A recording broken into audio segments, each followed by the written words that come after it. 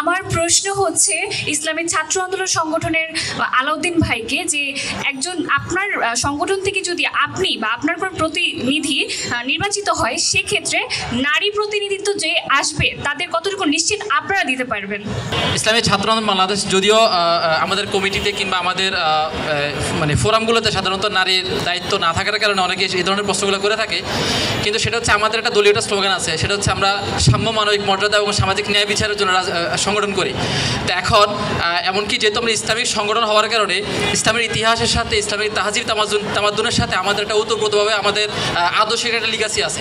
সুতরাং ইসলামের ইতিহাসগুলোতে নারীদের বিভিন্ন দায়িত্ব ছিল, নারীদের বিভিন্ন জায়গায় তাদের যে অবদান ছিল, সেই জায়গাগুলোকে ইসলাম স্বীকৃতি দিয়েছে এবং ইসলাম সেই জায়গাগুলো তাদেরকে সৌদ্যোগে দায়িত্ব দিয়েছে।